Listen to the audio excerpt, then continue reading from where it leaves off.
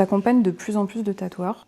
C'est quoi le besoin que tu observes le plus chez eux? Ce que je peux observer chez les artistes, là, en tout cas, le point commun, ce serait deux choses. La première, ce serait vraiment de pouvoir pratiquer un tatouage qui leur correspond. Donc sortir un peu des dictates de je suis un bon tatoueur parce que dans cette case-là, ils ne sont pas forcément à l'aise. Et la deuxième chose, c'est de pouvoir s'organiser parce que on se rend bien compte quand on fait quelques années de pratique que le tatouage, en tout cas le métier de tatoueur, ne s'arrête pas juste à faire de beaux dessins sur le corps des gens. Il y a tout l'aspect entrepreneurial en fait, qui est occulté, qui n'est, j'ai envie de dire, même pas très bien vu. Donc en fait, quand on commence à passer des années où on ouvre un studio, où on commence à avoir une clientèle, il y a ce besoin de sortir de juste l'aspect « je suis un bon artiste » et de développer quelque chose de beaucoup plus aligné et sain au final au quotidien, quoi. Et du coup, qu'est-ce qui revient le plus souvent dans leur blocage ou leur frustration? Leur blocage, c'est comment je vais paraître si effectivement je développe cet aspect un petit peu plus entrepreneurial, si je commence à faire de la communication, si je commence à peut-être augmenter mes tarifs, parce que on se rend bien compte que, in fine, les tarifs en tout cas eux, ont posé, ne paient pas leurs charges et ils ont juste posé un prix parce qu'ils ont vu un petit peu ce qui se faisait aux alentours, quel artiste. Il y a un petit peu ce côté, je fais ce style-là, alors je vais poser ce tarif-là, mais on ne pose pas un prix en calquant les tarifs des autres, surtout si eux aussi n'ont pas étudié le marché, leurs charges, ce qu'ils doivent payer pour pouvoir travailler dans les meilleures conditions. C'est des choses qui sont assez bloquantes. L'aspect monétaire, parler d'argent, c'est compliqué. Parler d'eux aussi, de ce qu'ils ont besoin, ils font aussi beaucoup pour les autres. C'est des personnes généralement qui veulent satisfaire beaucoup de monde et en fait en cours de route ils s'oublient. Ce qu'ils peuvent me dire, c'est qu'ils sont fatigués de rester tout seuls, de tatouer seul. Il y a ce côté aussi pour les personnes pour qui ça travaille beaucoup, l'aspect tatouage à la chaîne et de pas forcément pouvoir mettre du sens dans ce qu'ils font. Il y a aussi l'aspect de j'aime ce que je fais mais je me sens pas pleinement épanouie ou je suis complètement épuisée parce que la manière dont je travaille c'est trop et ils perdent de leur passion parce qu'ils sont un peu débordés par plein de choses et ils perdent un petit peu l'essence même du pourquoi ils se sont lancés au final. Ok, mais du coup, vis-à-vis de ça, est-ce qu'il y a une croyance limitante chez eux? Vu que c'est quand même des personnes qui se sont fait seules, et il y a aussi ce côté, c'est gratifiant, la posture du self-made man, compliqué à dire, mais la personne qui s'est fait seule, il y a quelque chose de, ok, c'est valorisant et on dévalorise les personnes qui ont fait des apprentissages ou qui ont fait des écoles de tatouage, parce que du coup, c'est pas des vrais tatoueurs. Donc croyance limitante, en vrai, il y en a plein. Le fait de ne pas se faire accompagner, ou en tout cas que les personnes qui sont accompagnées ne sont pas assez fortes ou assez bien pour se débrouiller tout seul. Il y a ce côté, effectivement, je suis artiste, je ne suis pas entrepreneur. Ça, c'est une grosse croyance qui bloque beaucoup de monde. Et moi, la première, j'ai mis du temps à me détacher de ça, parce qu'en fait, ça me faisait vraiment plonger très profond. Et un artiste, quand bien même, doit vendre ses œuvres. En fait, il y a vraiment cet aspect-là de l'artiste, le tatoueur doit juste bien tatouer et tout le reste, en fait, on le met sous le tapis. Donc on s'en occupe pas ou très peu et ça crée des énormes problèmes au final, quoi.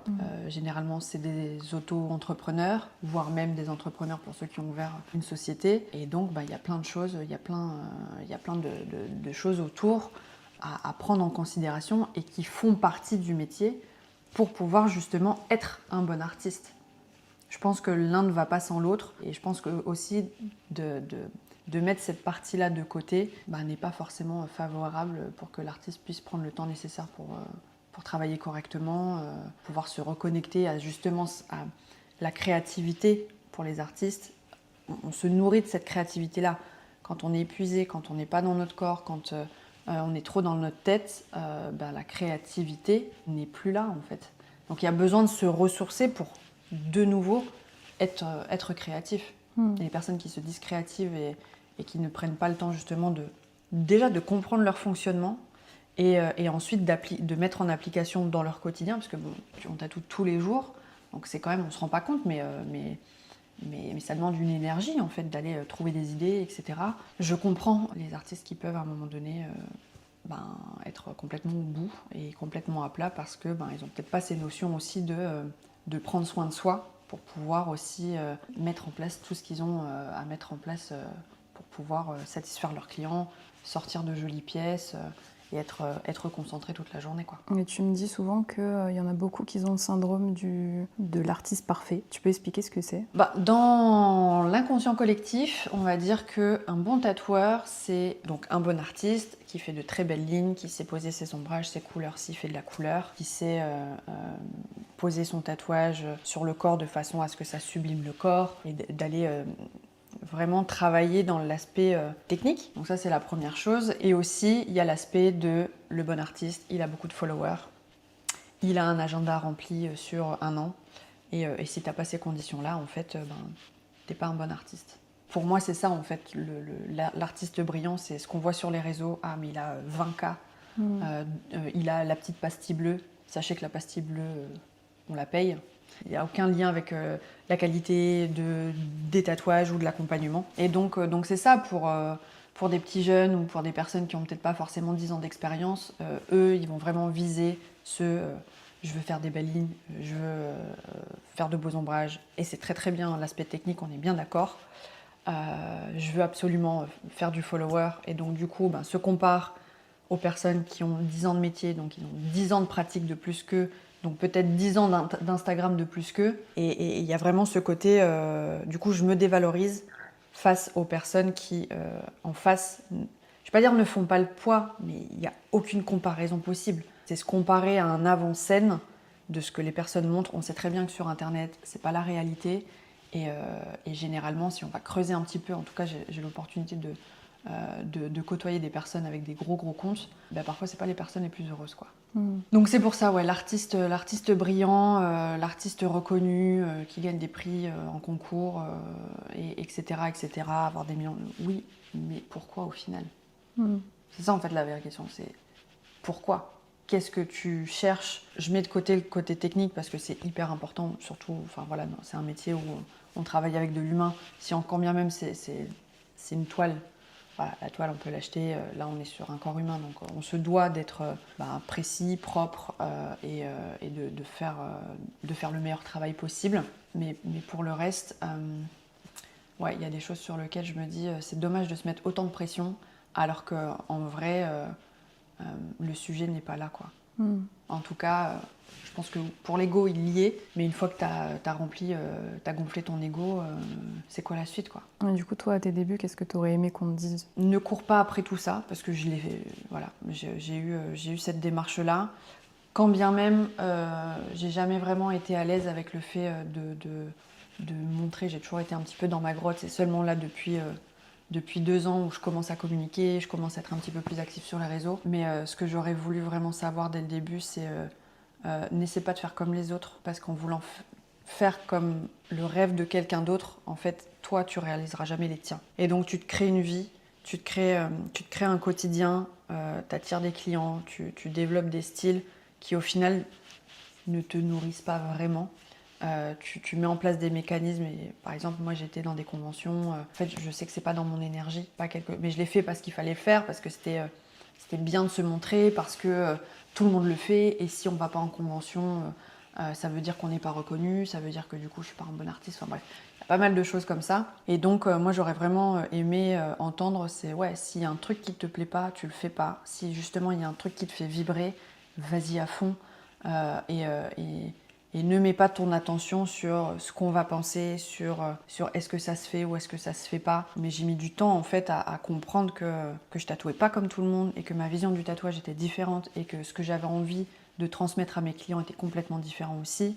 Et je me suis bridée pendant un moment à vouloir faire que du réalisme ou vraiment être que dans le style technique, alors que je me rends bien compte maintenant avec le recul. Non, ça fait 14 ans que j'ai commencé le tatouage.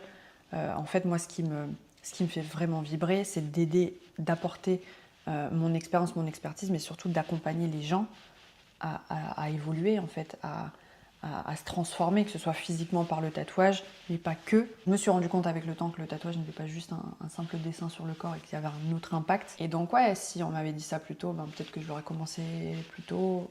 Bon, l'idée c'est pas de refaire le monde, mais ouais, c'est ça, c'est vraiment assumer pleinement qui tu es, comment tu as envie de le faire et suivre tes idées, quoi. Et du coup, aujourd'hui, tu accompagnes des tatoueurs aussi. Est-ce que tu peux nous raconter une situation un peu compliquée que tu aurais vécue avec une artiste, en tout cas une artiste qui aurait eu du mal à dépasser quelque chose chez elle? J'accompagne une personne qui met énormément de cœur dans ce qu'elle fait. Elle adore justement accompagner son client, de faire en sorte de bien comprendre la demande et de mettre du sens dans ce qu'elle veut faire. Et elle passait des 2 heures de discussion avec le client, de préparation de projet, voire voilà. Elle passait vraiment un temps fou avec chaque personne pour pouvoir mettre en place son projet, expliquer ce qui est possible ou pas. Et en fait, quand elle est venue me voir, elle m'a dit « Mais Marion, en fait, moi, je voudrais m'organiser mieux parce que là, je suis débordée, j'ai trop de monde, j'ai un emploi du temps qui déborde et j'ai l'impression, en fait, de toujours courir après le temps, après l'argent. » Et je me suis dit « Mais c'est étrange quand même d'avoir un agenda qui est aussi chargé et de me dire qu'à la fin du mois, elle arrive quand même pas forcément à bien se payer et à payer ses charges, etc. » Je me dis, bon, c'est étrange. Et du coup, je lui ai demandé de m'expliquer un peu, voilà, c'était quoi son process. Et elle me dit, voilà, je passe à peu près 2 heures par client pour lui expliquer, mettre en place, commencer à dessiner. Je dis, ok. Je dis, est-ce que tu factures ce temps-là? Elle me dit, ah bah non, c'est pas du tatou, c'est juste du dessin, c'est juste de l'explication.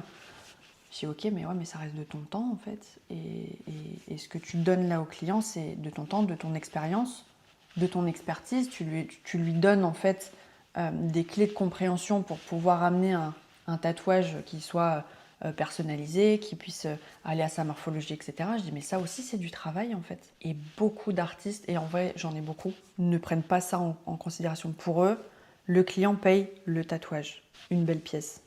Ok, mais qu'est-ce que ça te demande comme travail pour pouvoir réaliser? En fait, le tatouage, c'est juste la finalité du process.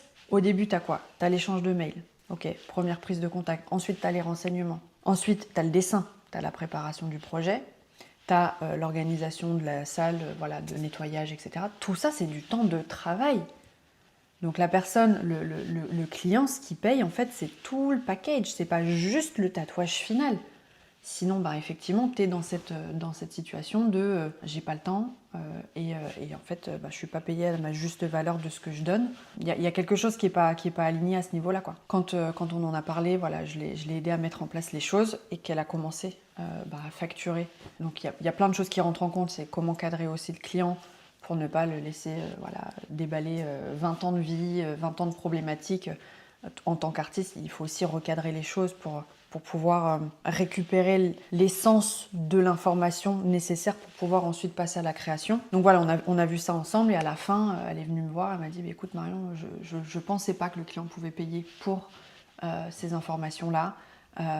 J'avais peur, je savais pas combien, machin. » In fine, elle a posé 3 rendez-vous de préparation. Les 3 clients ont payé et n'ont rien dit, en fait, ont trouvé ça normal. Souvent, ce que je peux voir, c'est ce rapport à l'argent, ce rapport à les artistes se mettent dans le porte-monnaie des clients qui viennent les voir. Alors en fait, ils n'en savent rien.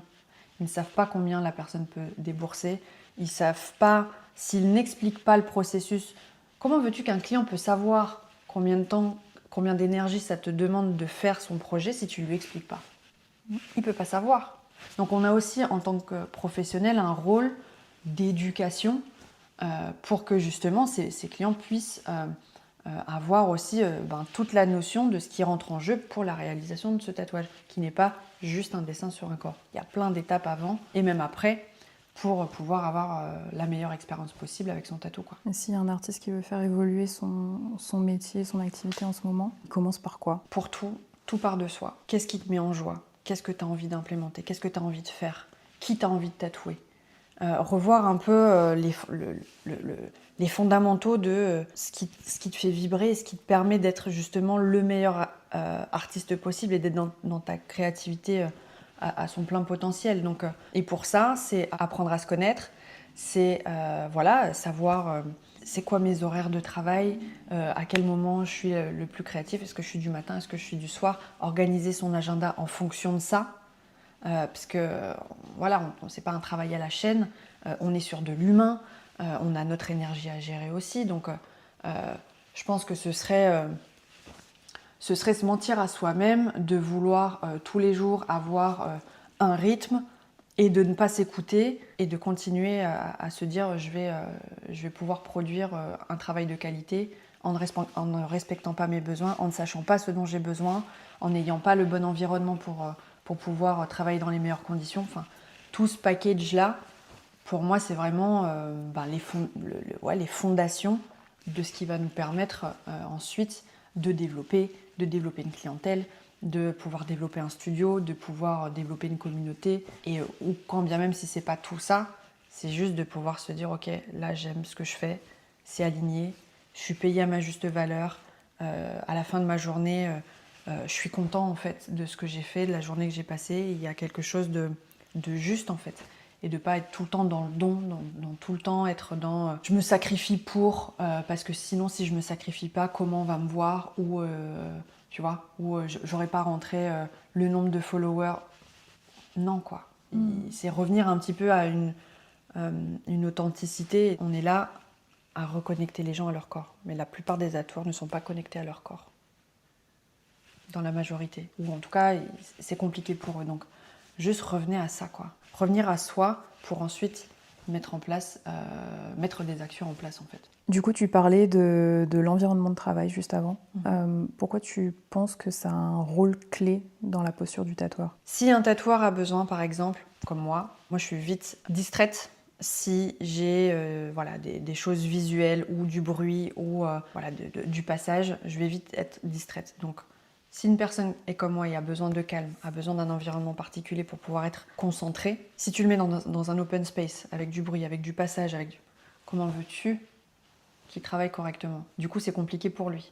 Donc l'idée, c'est que effectivement prendre conscience de est-ce que là, le studio, le shop dans lequel je travaille me permet d'être dans les meilleures conditions pour accueillir mon client, pour donner le meilleur de moi-même, pour pouvoir être vraiment concentré et aussi que le feeling passe avec le client. Parce que si toi, t'es pas bien en tant qu'artiste, le client va le ressentir et lui, ça va lui entacher un petit peu son expérience. Et je me dis, ouais, c'est dommage quoi. Est-ce que tu vois un lien entre le fait d'être mal organisé et le manque de confiance? Donc généralement, effectivement, ce que je peux observer, c'est que le fait de ne pas être organisé vient du fait que la personne ne connaît pas sa manière de travailler, ne connaît pas ses besoins et donc n'a pas posé son cadre de travail qui fait, in fine, elle ne peut pas communiquer dessus, le client ne peut pas savoir et donc on est sur une boucle de je fais ce qu'on me demande, j'essaie de le faire bien, mais au final, je réponds pas à mes besoins, du coup je suis fatiguée, du coup je me rajoute, et vu qu'il y a un client qui m'envoie un message à 22h, je lui réponds. Alors que si effectivement elle apprend à se connaître, elle apprend à savoir ce qui est juste et bon pour elle pour délivrer le meilleur tatouage possible. Donc est-ce que c'est de la confiance en soi? Je suis pas sûre que c'est de la confiance, mais je pense qu'on est sur de la connaissance de soi. Et en partant de là, une fois qu'on connaît son rythme, quand est-ce qu'on est créatif, à quel moment on dessine, à quel moment on fait sa compta, à quel moment on accueille ses clients, est-ce qu'on est plus du matin, plus du soir, etc. C'est à partir de ce moment-là où on peut communiquer dessus, organiser son planning, et quand c'est comme ça devient tout de suite plus fluide, quoi. Donc on est plus sur de la connaissance de soi que de la confiance. Mais pour toutes les personnes justement qui se sentent désorganisées, je pense que la clé c'est ça. C'est commencer à se poser les bonnes questions sur tout ce que je viens de dire avant. Et ensuite modifier petit à petit son organisation et de voir comment ça joue en fait. Mais du coup, en parlant de connaissance de soi, pour un ou une artiste du coup qui se sentirait un peu différent du lot et qui n'ose pas se montrer, qu'est-ce que tu lui dirais? L'aspect être différent des autres, on est tous différents au final, mais si tu cales pas aux exigences, pas évident à dire, si tu te cales sur les exigences de ce que le monde du tatouage montre, tu seras malheureux. Donc si tu as une sensibilité, si effectivement tu as envie de tatouer un peu différemment, écoute-toi en fait. Fais ton truc, teste, ajuste. Il n'y a pas de bonne ou de mauvaise manière de faire, il y a juste toi, ta façon de le faire, et si ça te convient, ce sera génial en fait. Et pour les personnes qui ont peur de se montrer, il n'y a pas besoin de se montrer en fait. Pareil, là on est sur une ère où Instagram, etc. Tout le monde dit aussi ah mais j'ai pas envie d'être influenceur, moi je suis tatoueur, je suis pas influenceur. Ok, juste une petite prise de conscience de vous êtes tous au courant que Instagram c'est notre vitrine. Voilà, c'est notre moyen de pouvoir être vu auprès des artistes, auprès des clients. Donc l'idée, c'est pas forcément d'aller montrer sa tête et de faire des TikTok toute la journée. L'idée, c'est vraiment de transmettre, justement, elle est où ta différence? Qu'est-ce qui fait que le client va te choisir toi plutôt qu'un autre? On est dans une ère où il y a trop de tatoueurs. On est beaucoup trop, là ça fait 5 ans où le tatouage a explosé. Un client lambda sur 10 artistes part du principe que le client n'est pas technicien, ne va pas voir la subtilité, il va se dire ok, un tatoueur réaliste ou de l'ornemental, ils sont 10, ils font ça bien, ils font la même chose. Tu penses que le client, s'il vient, il va gratter un petit peu, va aller plus vers qui? Un post ou un Instagram où il n'y a que du visuel de tatou, ou un Instagram où il y a peut-être un peu de communication sur ok, qui tu es, qu'est-ce qui fait ta différence, comment ça se passe chez toi, donner un petit peu un avant-goût de comment tu vois les choses. On appelle ça du branding, mais c'est juste humaniser en fait la relation et de permettre à l'autre de te rencontrer. Généralement, il y a beaucoup de personnes qui sont en shop privé, et je le suis aussi. Donc je sais que ça crée déjà une distance. Si toi, tu vas pas vers le client en lui montrant un petit peu ce qui va peut-être lui permettre de te choisir toi plutôt qu'un autre, je me dis c'est dommage de juste se fermer en disant bah non, je suis pas influenceur, moi je fais juste du tatou. Ok, tu peux rester comme ça, mais tu te mets quand même une balle dans le pied, et il y a peut-être des clients justement qui cherchent ça, d'avoir cette humanité derrière juste l'artiste et les beaux tatouages. Un tatouage, c'est aussi une rencontre humaine. On se laisse tatouer par un humain. En tout cas, personnellement, en tant que client, moi, j'ai envie de savoir qui va me tatouer. J'ai envie de savoir avec qui je vais passer potentiellement 4-5 heures. Et c'est hyper important, en fait. Je pense qu'on a tous eu une expérience où on s'est fait tatouer par quelqu'un. Alors oui, c'est un très bon artiste. Le tatouage est magnifique, mais en fait, on a une mauvaise expérience ou un mauvais souvenir parce que le tatoueur, il était absolument pas connecté. En tout cas à moi, où il a gardé son casque toute la session et en fait il était juste focus sur son tatou, où il a été désagréable, ou l'environnement, etc. Donc c'est pas juste de faire des beaux tatouages.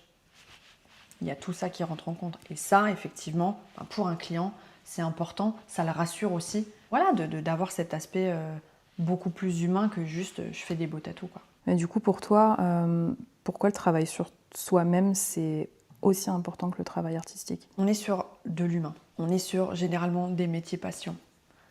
Si on ne vient pas apprendre à se connaître, apprendre à savoir ce qui va, ce qui va pas, comment on s'organise, comment tu as juste envie de passer ta journée, on passe X heures dans notre environnement de travail. Si tu ne sais pas en fait ce qui peut te faire du bien, ce qui peut t'apaiser, comment tu as envie de gérer ta journée, comment tu as envie d'accueillir tes clients, à la longue, il y a quelque chose de l'ordre de tu perds ta passion, tu perds ton envie, tu deviens aigri et potentiellement tu sors un burn-out, quoi. Si on se force à manger un truc qu'on n'aime pas, en fait, tu vas commencer à te dégoûter du légume qu'on te force à manger, alors qu'en fait, peut-être que c'est juste la manière de cuisiner qui te convient pas. Et donc tu te fais une histoire sur quelque chose parce que on te le sert constamment de la même manière tous les jours, alors qu'en fait, si tu prends un peu de hauteur, si tu travailles un peu sur toi et si tu observes un petit peu ce qui se passe, peut-être que juste quelques petites modifications dans ton quotidien, peut-être que quelques petites une approche différente pourrait te permettre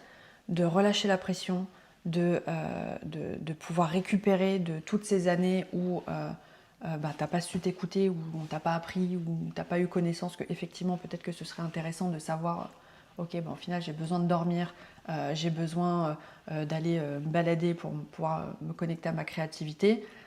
D'être là tout le temps tiré sur la corde, ça fait des artistes en dépression et en burn-out, quoi. Donc la technique, c'est bien, c'est même hyper important, mais en parallèle de ça, ce serait dommage de se dégoûter d'un truc qui de base nous fait vibrer, quoi. Du coup, en 2017, tu as ouvert un studio de coworking pour les tatoueurs.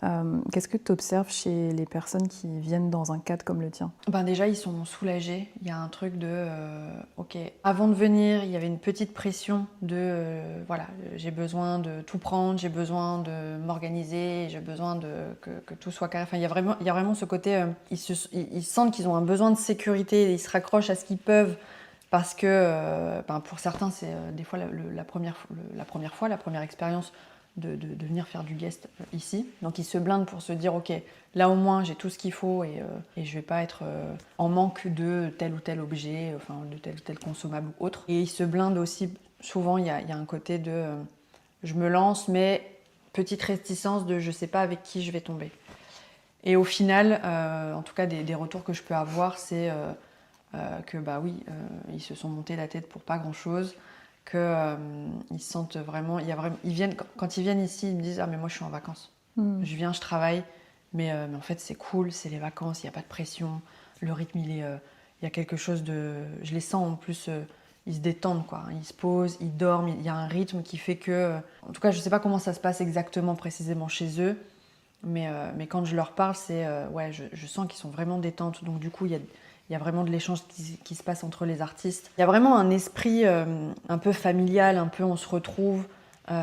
Et vu que les personnes qui viennent ici ont ces valeurs communes, ont cette sensibilité, ou en tout cas cette envie de faire un tatouage qui est avec du sens. C'est pas du tatou à la chaîne. Ils ont envie vraiment d'être impliqués dans ce qu'ils font.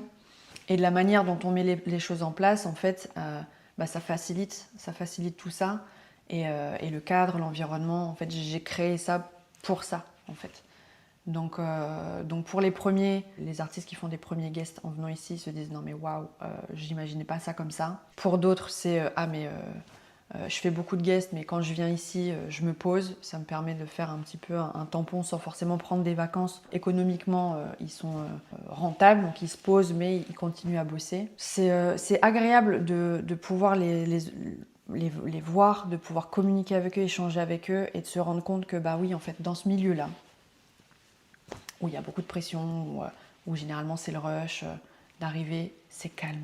Tout le monde est souriant, tout le monde est dans cette même optique en fait, et ça fonctionne, et ça fait des années que ça marche, et moi en fait je me dis, j'ai vraiment gagné mon pari parce que j'ai ouvert le studio pour ça, en ayant moi ce besoin en tant qu'artiste d'avoir un environnement qui soit intimiste, que ce soit pour l'artiste ou pour le client, que ce soit pas un open space, parce que moi le bruit c'est compliqué de me concentrer, donc j'ai vraiment mis tout ce dont j'avais besoin dans un seul lieu, et je permets aussi du coup aux autres de profiter de ça et d'expérimenter peut-être, de pratiquer le tatouage dans un environnement autre. Et pour certains, ils ont organisé leur salon de tatouage différemment, ils ont pris un petit peu de ce que je peux mettre en place ici pour le mettre chez eux. On dit, ah bah oui, je pensais pas le faire comme ça au niveau de l'organisation, etc. Ça donne aussi des idées pour qu'ils puissent, eux, travailler dans des meilleures conditions chez eux, quoi.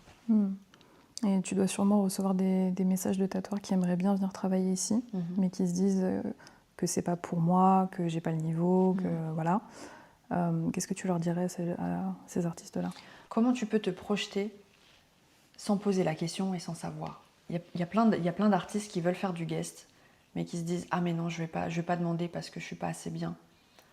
Je me dis mais c'est dommage quoi. Ici, clairement, on ouvre la porte à tout le monde, et c'est ça aussi le but, c'est qu'il y ait de l'échange. Le seul point ultra important pour moi, pour garder justement cette ambiance, cet environnement, et que ce soit toujours aussi confortable pour tout le monde de travailler ici, c'est voilà, le respect mutuel des autres et du lieu, de garder en fait à l'esprit que on a tous besoin de chacun son espace, d'être là pour donner le meilleur de soi, mais pas dans le je me montre. Ici, il n'y a pas d'ego pour tout le monde. Moi, je passe la porte, en fait, je mets mon ego de côté. Je suis ici avec tout le monde. Et l'organisation du studio est faite que c'est pas les artistes d'un côté et les clients de l'autre. Non, on est vraiment ensemble, on passe du temps ensemble. Et juste garder ça à l'esprit. Donc, La personne qui a peut-être 1 an ou 2 ans d'expérience ou qui commence à tatouer et qui se dit « Ah mais il y a des grands artistes, j'ai pas le niveau », c'est juste de dire « Mais en fait, imagine-toi travailler avec d'autres artistes qui ont peut-être 10 ans d'expérience que tu pourrais gagner en fait, en apprentissage, que ce soit en technique, en relationnel, etc. » J'y regarde ce que tu manques à ne pas faire la démarche d'aller demander si effectivement ou directement booker en tout cas ton espace pour venir travailler là. Je me dis c'est dommage. Teste et tu vois. En tout cas, j'ai mis en place justement ce concept pour permettre aux personnes, ou en tout cas aux artistes, de venir soit pour une journée, soit pour 3 heures ou pour une semaine, pour ceux qui veulent. Donc en fait, il n'y a aucun engagement.